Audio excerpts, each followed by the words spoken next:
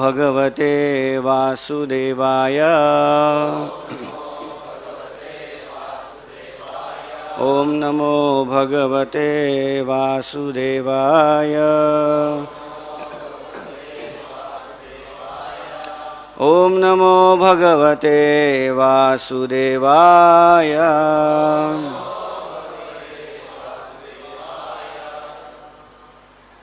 Shrimad Bhagavatam canto 10 chapter 9 text number 18। स्वमातु स्विन्नगात्राय विसृष्टकबरस्रजा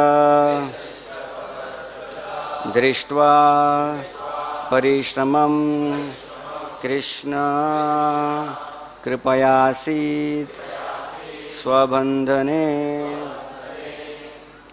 स्वमातु स्विन्नगात्राय विसृष्टकबरस्रजा दृष्ट्वा परिश्रमं कृष्ण कृपयासीत् स्वबन्धने। स्वमातु स्विन्नगात्राय विसृष्टकबरस्रजा दृष्ट्वा परिश्रमं कृष्ण कृपयासीत् स्वबन्धने। स्वमातु स्विन्नगात्राय विसृष्टकबरस्रजा दृष्ट्वा परिश्रमं Krishna कृपयासीत् स्वबन्धने।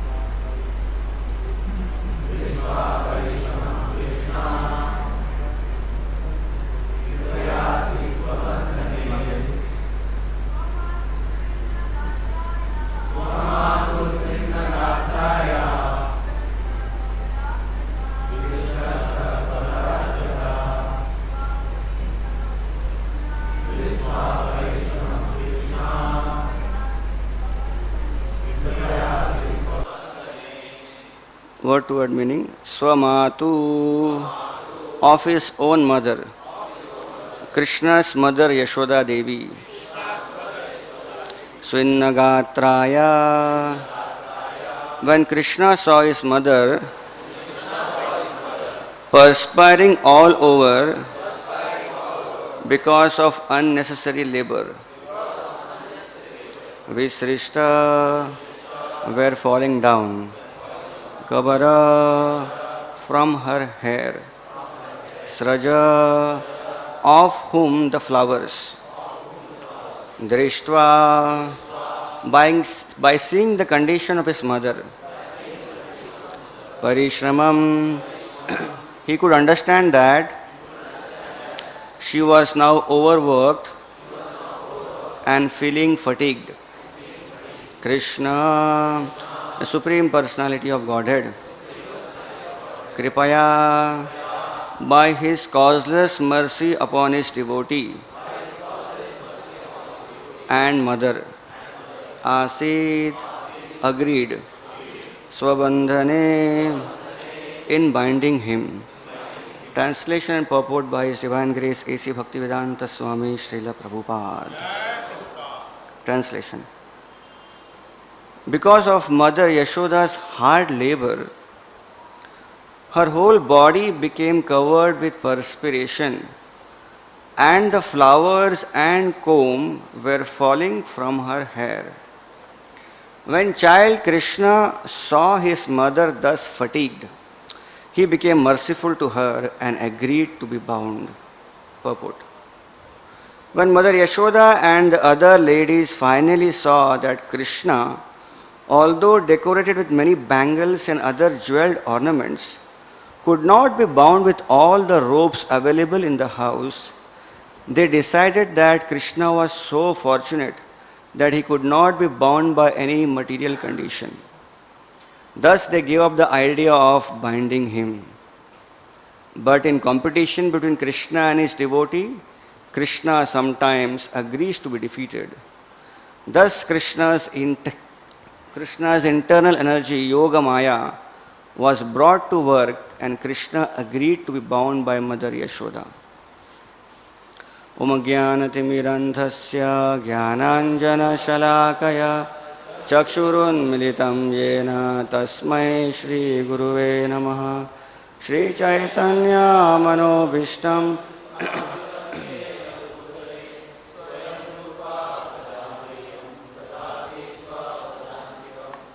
Vandeham Shri Guru Padakamalam Shri Gurun Vaishnavamsha Shri Rupam Sagrajatam Sagana Raghunathan Vitam Tam Sajivam Sadvaitam Savadutam Parijana Saitam Krishna Chaitanya Devam Shri Radha Krishna Padam Lalita Shri Vishakhanvitamscha Nama Om Vishnupadaya Krishna Preshtaya Bhutale Srimate Bhakti Vedanta Swamin Iti Namine Namaste Saraswati Deve Gauravani Pracharine Nirvishesha Shunyavadi Paschatya Deshatarine Namo Mahavadanyaya Krishna Prema Pradayate Krishnaya Krishna Chaitanya Namine Gauratushe Namaha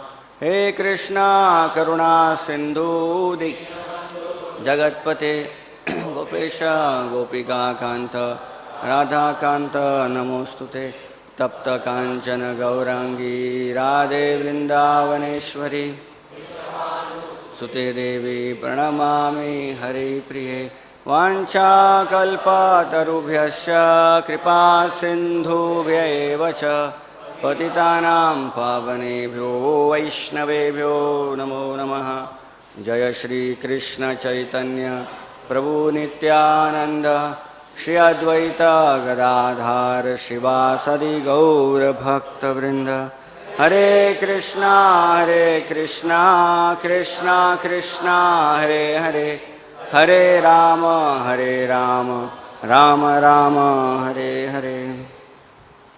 Because of Mother Yashoda's hard labor, her whole body became covered with perspiration, and the flowers and comb were falling from her hair. When child Krishna saw his mother thus fatigued, he became merciful to her and agreed to be bound. Hare Krishna. Seek blessings of all the assembled Vaishnavas before speaking something on this topic of Srimad Bhagavatam here. So we have been discussing about this wonderful pastime of Damodar Leela for quite some time, and we are coming to the point where now from this verse onward Krishna will be bound by Mother Yashoda. So she was trying till now, but now Krishna has agreed to be bound. So Prabhupada mentions many nice points in this purport. So we will focus on two important points today in our discussion. One is how Krishna is controlled by the love and affection of his devotees. And then, as Prabhupada mentions in the last line of this purport, that Krishna sometimes agrees to be defeated by the love of his devotees. So that's one step more ahead, where first is Krishna is controlled by love and affection, but the next is Krishna sometimes agrees to be defeated by the love and affection of his devotees. So, in the first canto of Srimad Bhagavatam, the 8th chapter, Queen Kunti is offering wonderful prayers to Lord Krishna, who is about to depart Dwarka. And in one of her prayers, she mentions this particular incident of Bhagavatam, where she recollects of this Damodar Leela pastime, and she mentions, "My dear Krishna, Yashoda took up a rope to bind you when you committed an offense, and your perturbed eyes overflooded with tears, and these tears washed the mascara from your eyes. You were afraid, although fear personified is afraid of you, and this sight is bewildering to me." So Queen Kunti is quite advanced devotee. Yet while recollecting this pastime, she is saying that this sight is bewildering to me. And after this shloka which we have taken now, we will see that the next two shlokas mentions about how demigods also get bewildered by seeing Krishna being defeated by his devotee, or Krishna being cried, or Krishna being very fearful of someone else. So this pastime can be really bewildering even for advanced devotees. So Queen Kunti actually is remembering this pastime because it is mentioned that the Acharya has mentioned that actually Queen Kunti was there when this pastime took place.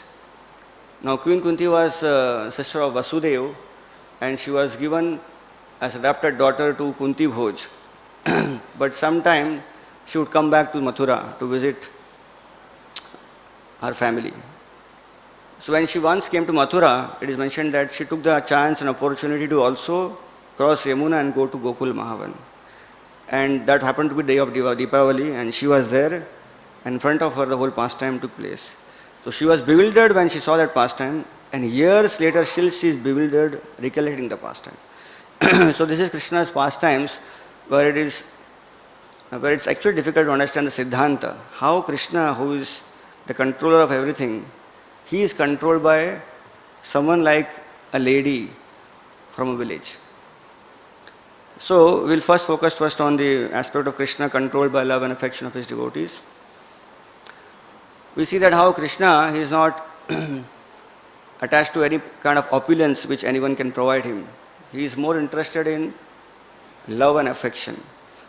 In fact, Krishna does not have appetite for anything else but love, of which he gets from his devotees. So we know the wonderful story of how Krishna once went to Hastinapur, and Duryodhan called him for a big feast. So Duryodhan wanted to kind of win over Krishna and try to gain his favor. So Duryodhan called Krishna for a feast. He made a Chappan Bhog, elaborate feast. He had arranged for golden cups, golden dish and golden pots. And when all the food came in front of Krishna, he was saying, "Krishna, you please take this food." So immediately Krishna said, "Well, I don't have appetite. If I am not hungry, how can I eat?" And then Krishna said, in direct words, that I eat only when there is love and affection. And Duryodhana, you do not have love and affection for me, so why should I eat at your house? And Krishna left the house. So Krishna was hungry, but for love and affection. Immediately after Duryodhana's, when Duryodhana called Krishna, immediately Krishna left Duryodhana's house and went to Vidura's house. And when Krishna went to Vidura's house, Vidura was not there. Only Vidura's wife, Vidurani, she was there. And Krishna immediately told Vidurani that I am hungry. Please bring me some food. Quite contrasting. Duryodhana was offering Chappan Bhog. Krishna said, I am not hungry. Because his hunger is not based on the food item. His hunger is based on love and affection. So he declined Duryodhana's Chappan Bhog, but he went to Vidurani and he asked that I am hungry, please provide me some food. Now Vidurani was completely taken aback, surprised that Krishna has come in her house and her husband is not there, and now Krishna is asking for some food. So it is mentioned in the Mahabharata that she became very confused. She became nervous, she became bewildered, and she started searching in her nervousness what she can provide to Krishna, and then she saw those fruits, bananas. But when a person is very nervous, and in nervousness he gets something, you can always expect some mistakes to be done.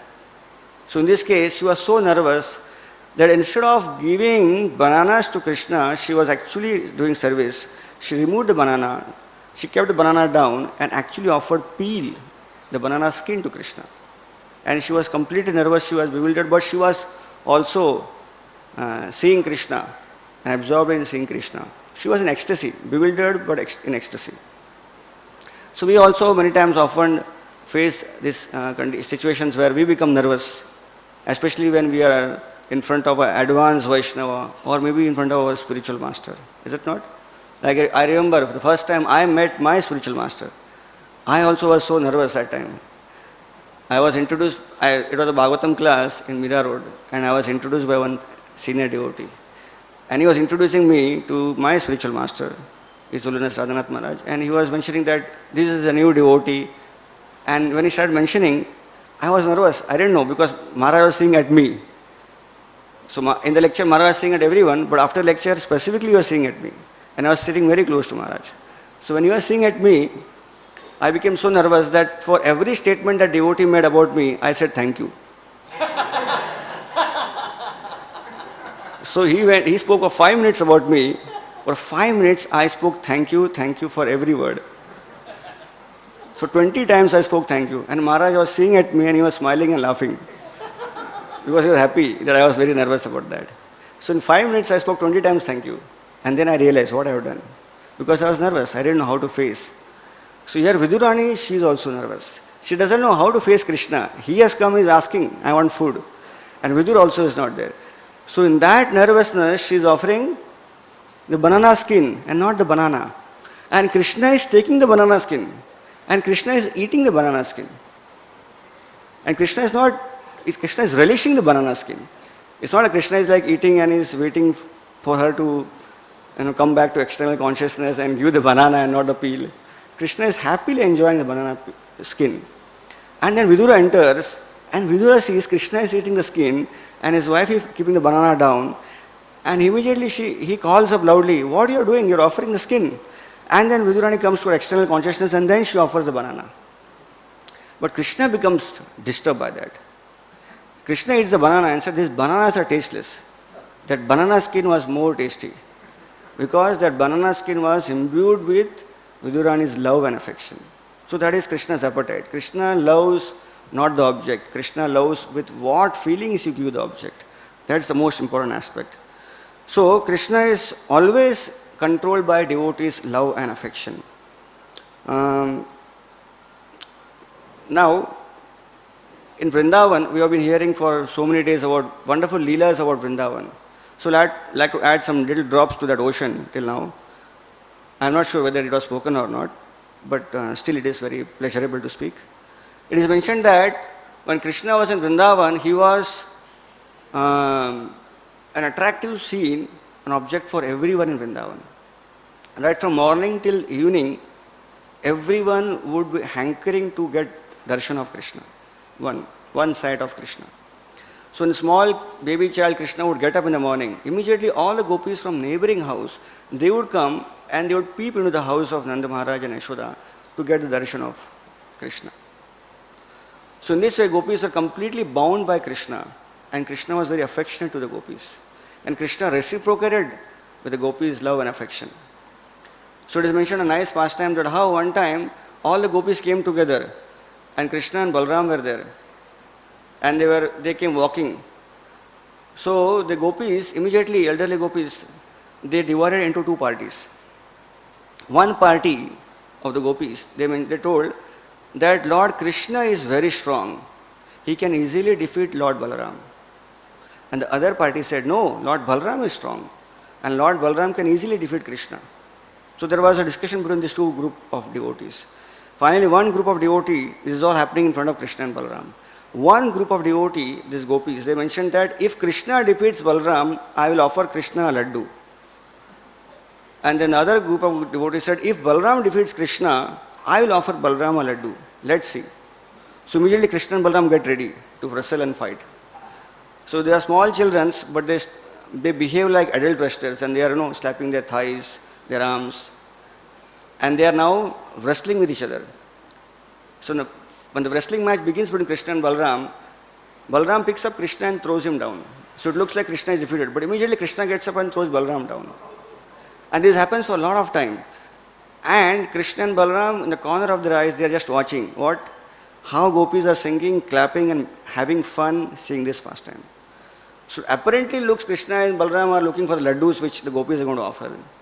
And they're ready to wrestle amongst each other. But actually, both the lords are interested in seeing, in experiencing the love and affection which the gopis are getting in them fighting. So this is about how Krishna is controlled by devotees' love and affection. Then there's a nice pastime which comes in the Vrindavan aspect. We have heard about this in Vrindavan Yatra many times. This happened in Nanda Bhavan.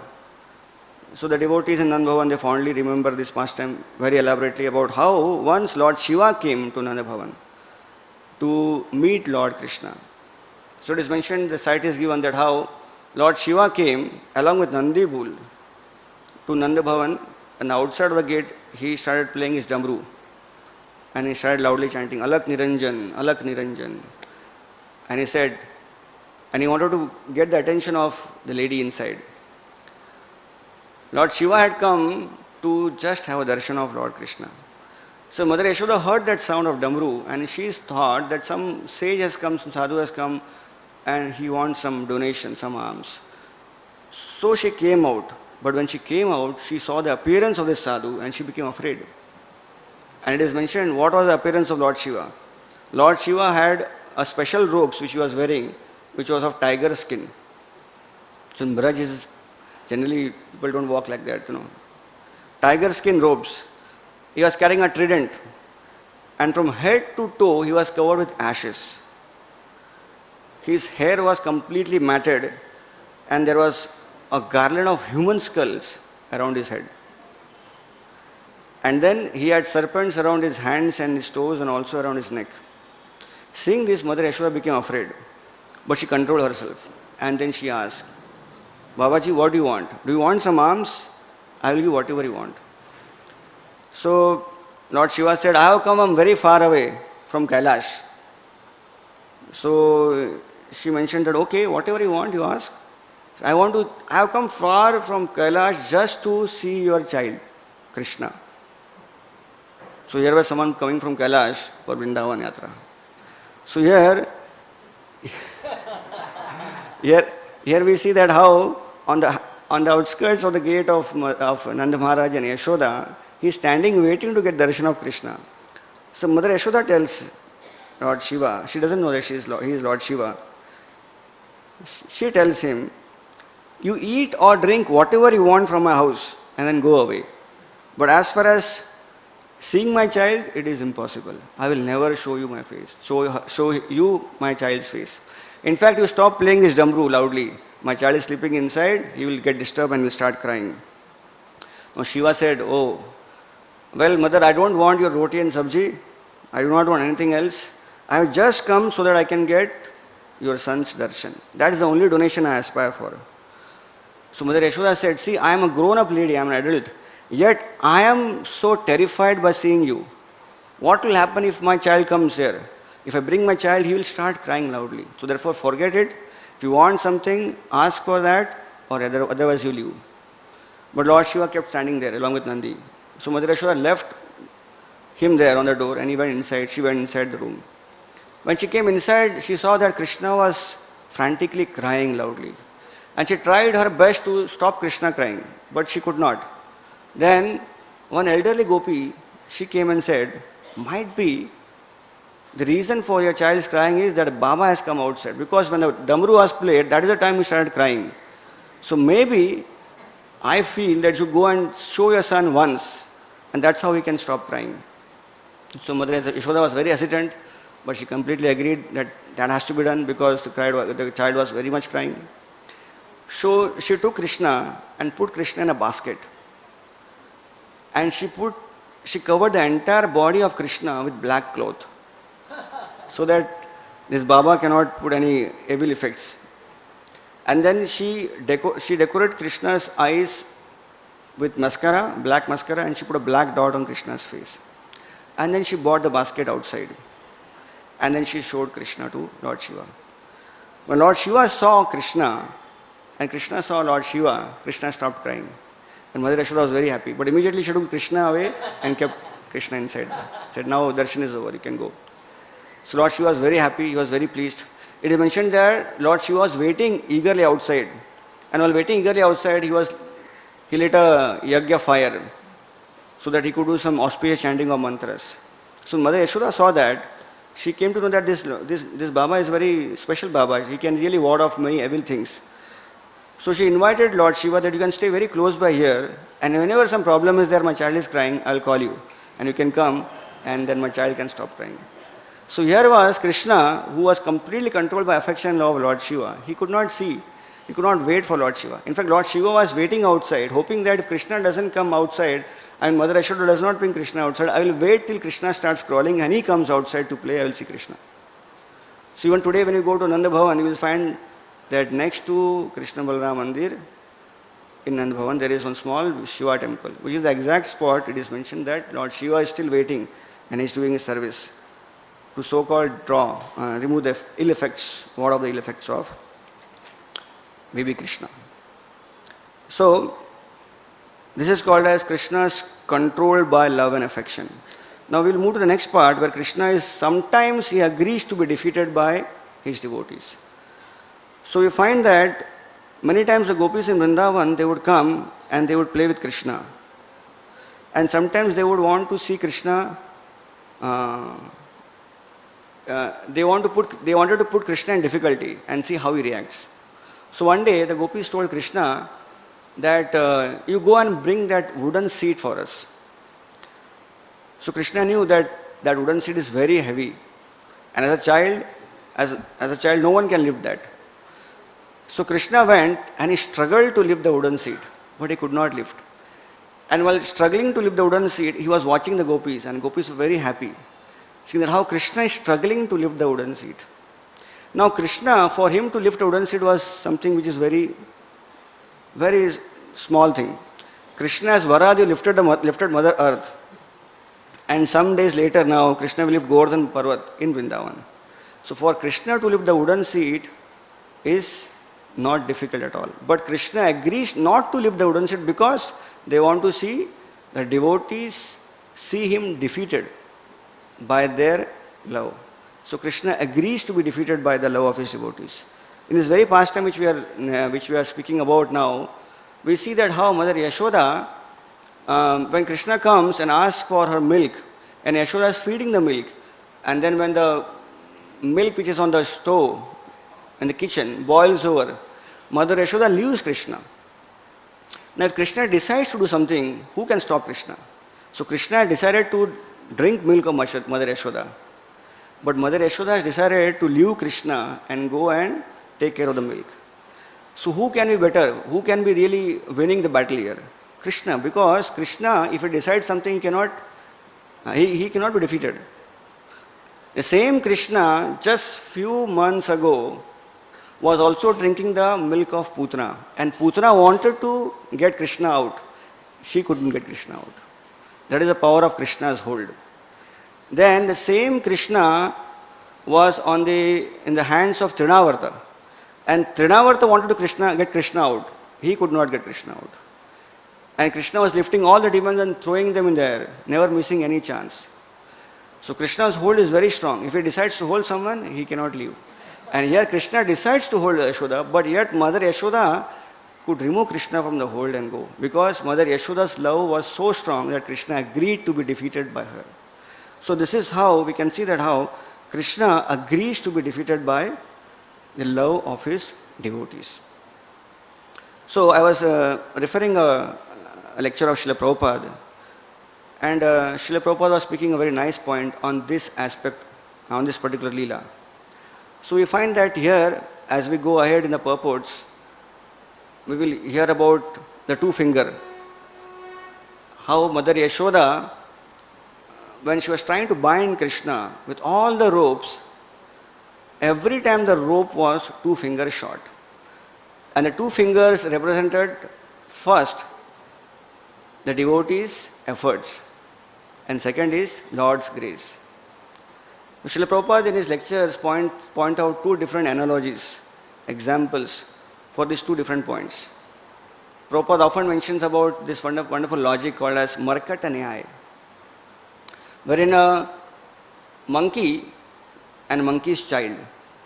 So the monkey is moving from one branch of the tree to another, The child is holding the mother monkey.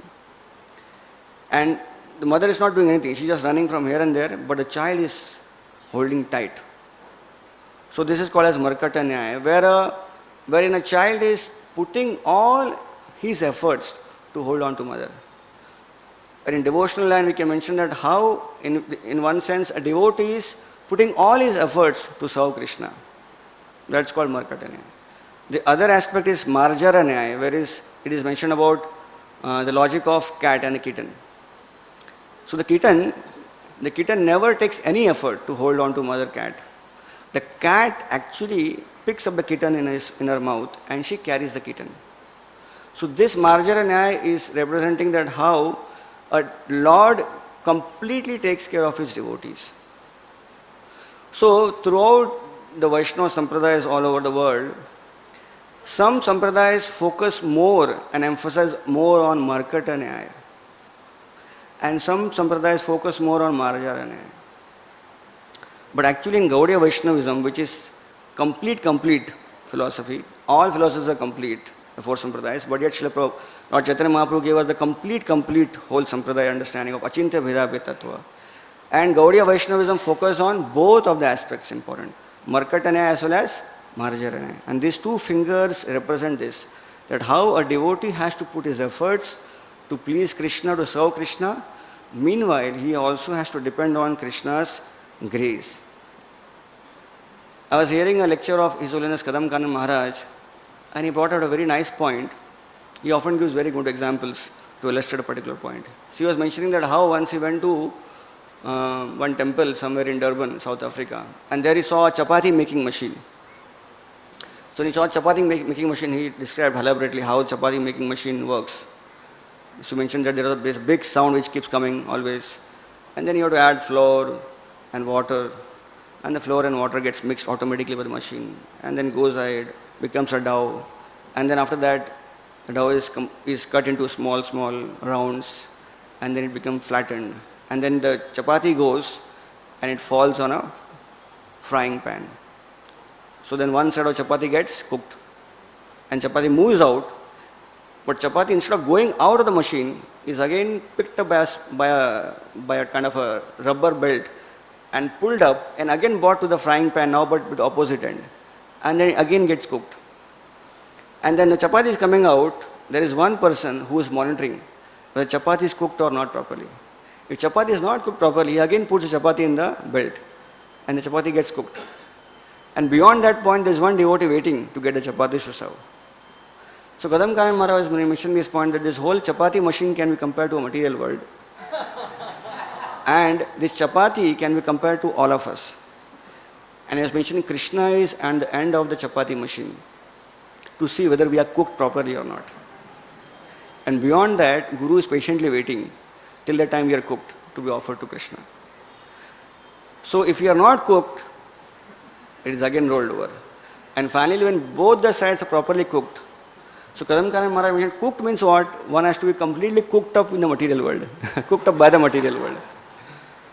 So therefore, when, like for example, we are discussing nice, wonderful stories of Vrindavan. So there is attraction for Vrindavan pastimes, there is attraction for Vrindavan. But at the same time, there should also be distraction for the material world. There was Srila Prabhupada's lecture often speak about material energy, how it is dukhalaya mashashvatam, how we are not the body, we are soul. Because unless that distraction is there, this attraction will not have much of relevance in our life.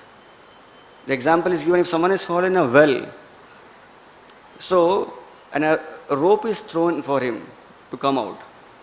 So there are two things required. One is someone should throw a rope, and second is a person should hold on to the rope. That is also important. Now when he holds on to the rope, then the rope will be pulled. So Krishna's grace is like the rope, and our holding on to the rope is like the efforts we put. Now we can't hold on to the rope if someone is in the well. He can't hold on to the rope if two things. One is he doesn't want to come out, so why will he hold on to the rope? And second is he is fed up with the well. If he likes the well, he may think that let the rope be there, I will stay for some more time and then come out. So unless that two things are there, he will not make an endeavor to come out. Now similarly, a devotee's life, he has to make endeavor to not only get cooked, but also to be attracted to Krishna's pastime. So Kadam Kanan Maharaj calls this journey of a sadhaka from Kanishta Adhikari to Madhyam Adhikari. Kanishta Adhikari to Madhyam Adhikari is a journey where a sadhaka gets cooked up in the material world. And finally he calls up, Krishna, I had enough. I am going to be serious now. I want to be your devotee. So when that determination comes in a devotee, then he makes a leap from Kanishta Adhikari to Madhyam Adhikari level. And then Kadam Kanan Maharaj was mentioning that how then a devotee leaps from Madhyam Adhikari to Uttam Adhikari. Then he mentioned that from Madhyam to Uttam Adhikari level, a devotee has to have determination, but his determination will not work to give him Uttam Adhikari stage. It is Krishna's grace which will pull him from Madhyam to Uttama. So while he continues his effort, Kanishta and Madhyam can be in his hand, but Madhyam to Uttama is completely grace of Krishna, and while working hard in devotional service, he has to wait for that grace. He mentioned that sometimes a devotee may think, I will be determined, I will try to get myself Vraj Bhav and all these things, but he will never, because it's all completely grace of Krishna. He has to wait patiently while rendering devotional service to his Guru and his Krishna. And then finally, by Guru's grace and Krishna's mercy, then from Madhyam Adhikari stage, he can come to the level of Uttam Adhikari. So this is something about how these two fingers can be relevant in our personal devotional life. I'd like to end this class with a small wonderful story which Giriraj Maharaj once spoke, and which he speaks to get this thing right in context. So Giriraj Maharaj had gone to Vrindavan for the very first time in his life. And Giriraj Maharaj mentions that when he went and visited many temples in Vrindavan, he came across a wonderful photo of Raghunath Das Goswami. And then he heard about Raghunath Das Goswami's very wonderful pastimes, that how he lived in Braj, in Radhakund, and how he would always sleep under a different tree every day. So Giriraj Maharaj was very impressed by this lifestyle of Raghunath Das Goswami. So he had a desire that why don't I stay in Vrindavan like Raghunath Das Goswami, under every time to a different tree. It's a good life, our acharyas are teaching us. But then he could not present it to Srila Prabhupada. But he had in his mind. So next day in the morning, he went and sat next to Prabhupada. And Prabhupada was giving the early morning darshan to all devotees. Now he said, I never mentioned to Prabhupada, but I had in my mind that thought that I wanted to stay in Vrindavan. And so Prabhupada saw Giriraj Maharaj, and Prabhupada told Giriraj Maharaj that before Raghunath Das Goswami stayed under different trees, Raghunath Das Goswami also managed his father's property nicely. So Giriraj Maharaj was thinking father's property, and then he realized Prabhupada is talking about Jhu land, because Giriraj Maharaj's father is Prabhupada. And Prabhupada is saying, you go and manage Jhu property. And then automatically one day, the renunciation of Raghunath Das Goswami also came. So immediately it mentioned that immediately Giriraj Maharaj did not stay much in Vrindavan. He took a train and came back to Bombay to manage his father's property. So this is about how a devotee can learn that one has to put his efforts also, and also wait for the wonderful mercy of Lord Krishna and Guru to descend.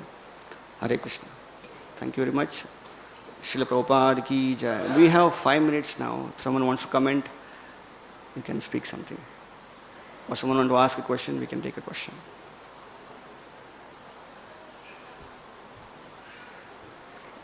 So I think there is no comment or question, so we'll end here. Thank you very much. Srila Prabhupada ki jai.